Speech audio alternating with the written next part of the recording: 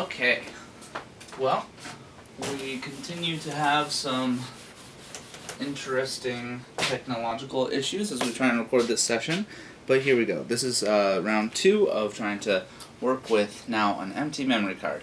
I've tried at this point to record several screencasts on my computer, but those have not turned out correctly. So just in an effort to make sure that you get the best possible preparation that you can for the midterm, we are going to record this on 3 devices simultaneously so that we can ensure that. So this is the Linguistics 270 midterm review. There's already been a single review session that a couple of your classmates were able to come to, but we're going to go over some of the main concepts that I would study were I in your shoes and getting ready for this program. So I have at this point completed the midterm. It is the format is starts out with some multiple choice questions and then some fill in the blank answers, and then there are a couple of definitions, basically just concepts that you need to explain and maybe give a little example of, and then there is a comparison piece and an essay at the end of it, along with a bonus extra question, extra credit question. So just as a reminder, if you are interested, there on the course website on Moodle, you'll find under the syllabus section on the class, under the grading heading, that this midterm is only about 15% worth of your grade, so I wouldn't stress too much about how well you do on this, but certainly study. It can, affect where you fall on that spectrum at the end of the semester, being 15%. So let's get right into it. I wanted to start off by looking at the quick writes that we did as a class so far. I believe that we have completed 4 that are relevant for this midterm. We're going to be going through modules 1, 2, 3, and 4. So quick write number 1 started off very early in the semester, and we were looking at pictographic story that basically had a bunch of different clocks, and it was trying to indicate time, past and present tenses, but just with pictograms.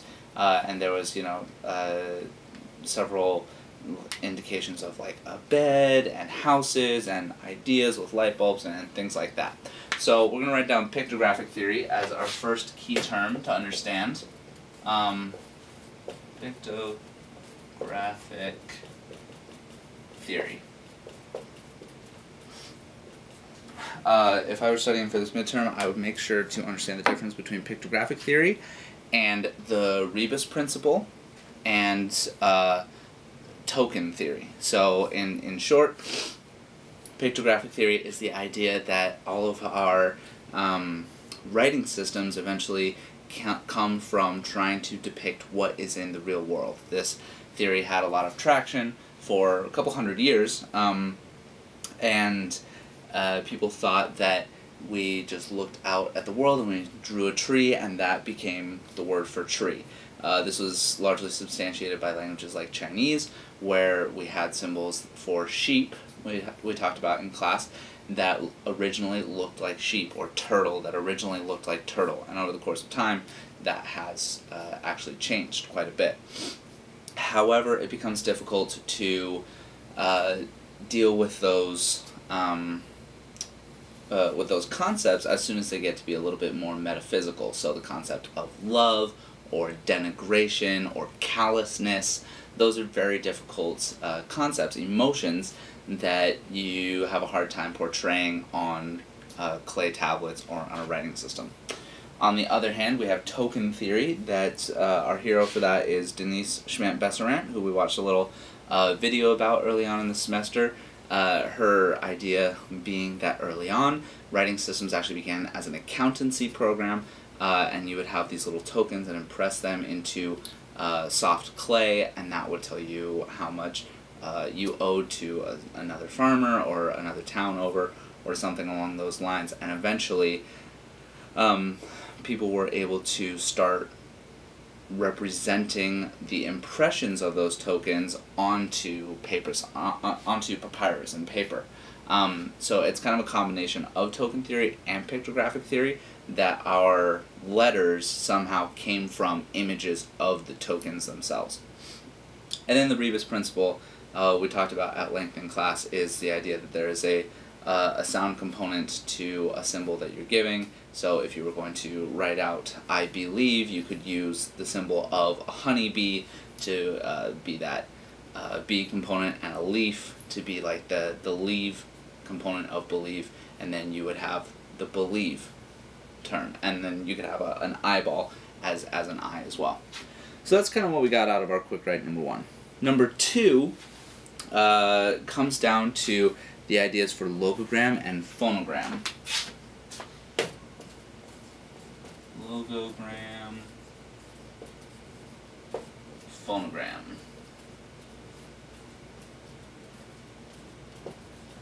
I would become fairly comfortable, I hope, in your time studying for this midterm with these Greek roots that we have, the idea of logos and grammas and phonos, because we're going to start combining them, as we have throughout the course, into things like, oh, excuse me, logo phonemic. And your book does a fairly decent treating of how a logophonemic system works. Our prime example, of course, being for English, this idea that you can spell fish, G-H-O-T-I. I'm writing this on the board. Using the GH from enough or tough, and that O from women to get that I sound for fish, and the TI from something like motion to get that sh. You have to kind of understand whether or not English is written as a logographic script or if it is purely alphabetic. So I would kind of become a little bit more familiar with that. Quick Write 3 has to do a lot with decipherment. Decipherment is one of our main concepts that we got out of this first half of this semester. And one of the main things to really understand is the difference between pseudo-decipherment and true decipherment. And the main issue between those two is replicability. Let's go ahead and write that term up on the board as well.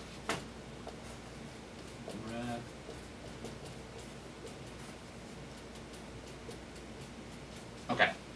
If your design and experiment is replicable, then it is probably true decipherment if you are going from an unknown text source into a modern day language. One of the main issues, or I guess the stories that we talked about with pseudo-decipherment, was that of the Feistus disk, the idea that you can use the same set of principles going into translating these characters and glyphs and come out with completely different answers at the end, whereas it shouldn't be a black box experiment like that. You should be able to start with the same inputs and end with the same outputs, as is possible with the true deciphering of the Rosetta Stone. The Rosetta Stone having those 3 languages was a big component of that, because there was Greek, Demotic, and hieroglyphics, Egyptian hieroglyphics, involved in that system. And so because we were able to kind of cross reference those that text and understand, especially from the cartouches, how the hieroglyphs formed a phonetic component of the system, it made it very much a simpler problem. Another great example that we have about the decipherment process was Linear B with Michael Ventris, and watch that personal piece. Someone asked me to put that video online, so you have a link now to it on the Moodle website. There's a new tab in there, if you haven't been on recently, called Midterm Study Materials or something like that. So you should be able to get on there and watch that video again, or at least reference some of the major achievements of Michael Ventris in deciphering Linear B, because those can be important. We talked about 2 important accomplishments of that decipherment in this 3rd quick write. The 4th quick write here, if it'll pull up, actually gave some people some issues, as we were, I think it was the hardest one. We had 8 questions, so obviously pressed for time a little bit, but these are the sorts of questions that you'll find on the midterm. I'll go ahead and throw these quick writes on that into that folder as well of interesting things to look at, just to refresh your memory. One of the main questions that we had to answer was, what is literacy? And in class and in our textbook by Richard Sproat, we were able to kind of define literacy as coming down to two separate definitions. On the one hand, we have literacy for culture and a social side of things, and then literacy for an individual on the other hand.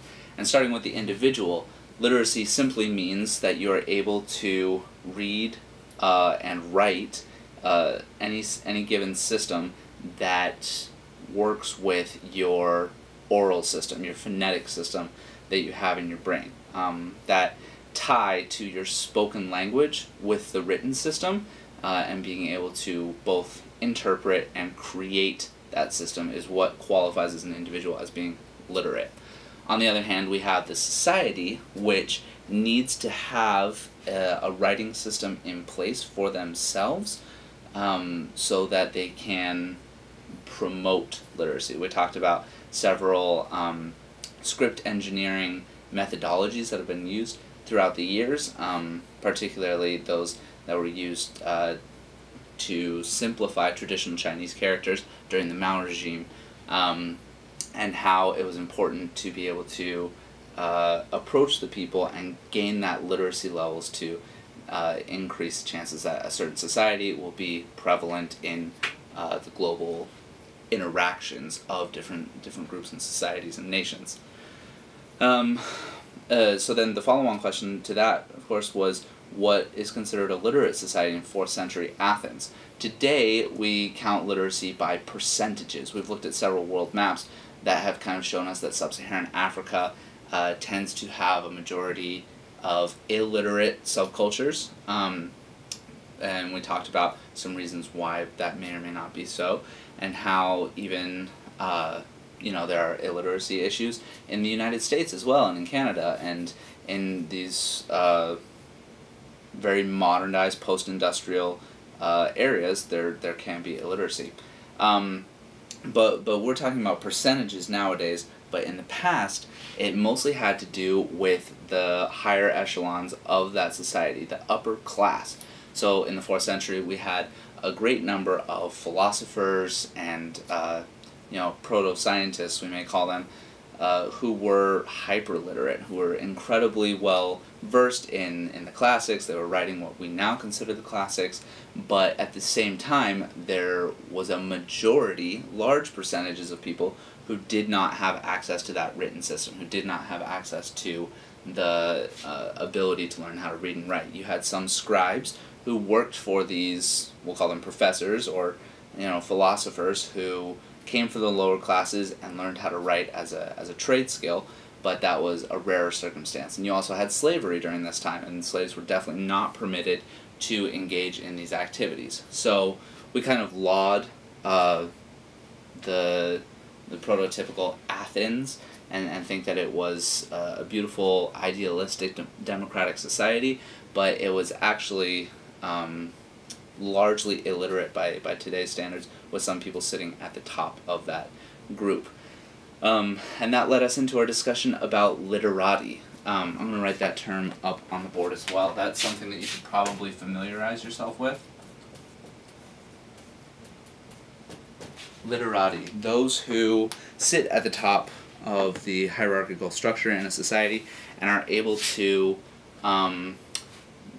constrict the flow of information to the masses. We talked about how in Japan there were the incredibly literate people in lordly positions high up in the kingdom, or however the socioeconomic political situation was working out at the time, but this led to the masses not having access to the materials. And so when there was a push for kanji and kana and hiragana to be really formalized into a Japanese system, instead of just really bastardizing what was in Mandarin Chinese and forcing it into Japanese, they didn't want that system to go out to the people. And the same thing happened when Korea had its own writing system created by King Sejong in the 1400s, because the people at the top wanted that power to sit with them and not with the many. This is a recurring theme that goes on and on throughout history, and really helps us understand what literate societies are. So it really kind of depends on your scope of where things lie. Some other issues that came out of Quick Write number 4 was this idea of William Hanna's. You actually have now a PDF online in that folder on Moodle that details really well the ideas behind William Hanna's thesis. So I'd encourage you to go through and read that before the midterm. I think that will be helpful in kind of understanding how script types can be conceptualized to change outcomes. Yeah, so let's go ahead and move on from those quick writes. Like I said, they'll be available to you. You can kind of go on there and talk with your classmates about the different questions that you have, and refer to the readings that we've accomplished so far in the semester, and that should be helpful in bringing you up to speed.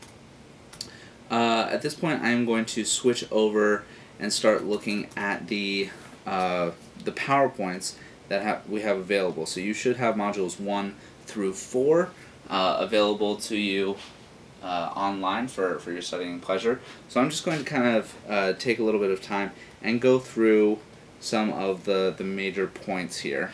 I'm going to skip past this course review of Module 1. I'm starting on Module 1 right now.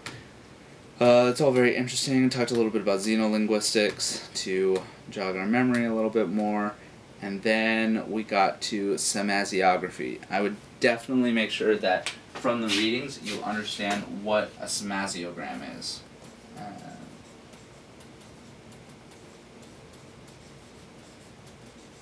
Okay, went ahead and wrote that on the board.